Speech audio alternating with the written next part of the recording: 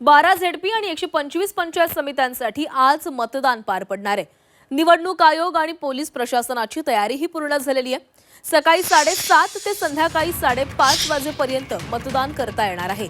झेडपीच्या 731 जागांसाठी 2624 उमेदवार मैदानामध्ये आहेत। राज्यातील दिग्गज नेत्यांची प्रतिष्ठा पणाला लागली आहे। ज्येष्ठ नागरिक दिव्यांगांसाठी विशेष व्यवस्थाही करण्यात आली आहे। राज्यातील 12 जिल्हा परिषदा आणि 125 पंचायत समित्यांच्या सार्वत्रिक निवडणुकांसाठी आज मतदान होणार आहे। रायगड, रत्नागिरी, सिंधुदुर्ग, पुणे, सातारा, सांगली, सोलापूर, कोल्हापूर, छत्रपती संभाजीनगर, परभणी, धाराशिव आणि लातूरमधील जिल्हा परिषदांसाठी हे मतदान होत आहे। मतदानासाठी निवडणूक आयोगासह पोलीस प्रशासनाने तयारीही पूर्ण केलेली आहे। थोड्याच वेळात मतदान प्रक्रियेला सुरुवात होणार आहे। संध्याकाळी 5:30 वाजेपर्यंत मतदान सुरू असणार आहे।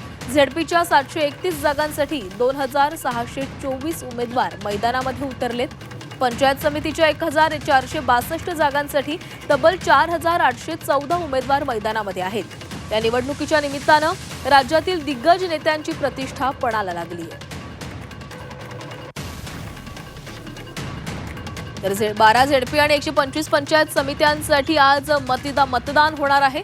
निवडणूक आयोग, पोलीस प्रशासनाची तयारी देखील पूर्ण झाली आहे। सकाळी 7:30 वाजताच म्हणजे अवघ्या अर्ध्या तासामध्ये या मतदान प्रक्रियेला सुरुवात होणार आहे। तर संध्याकाळी 5:30 वाजेपर्यंत हे मतदान करता येईल। झेडपीच्या 731 जागा आहेत आणि या जागांसाठी 2624 उमेदवार मैदानामध्ये उतरलेले आहेत। तर झेडपी आणि पंचायत समितीच्या निवडणुकांसाठी बडा नेत्यांची प्रतिष्ठा देखील पणाला लागलेली आहे। राज्यामध्ये मुख्यमंत्री आणि उपमुख्यमंत्र्यांच्या सभा देखील झालेल्या होत्या।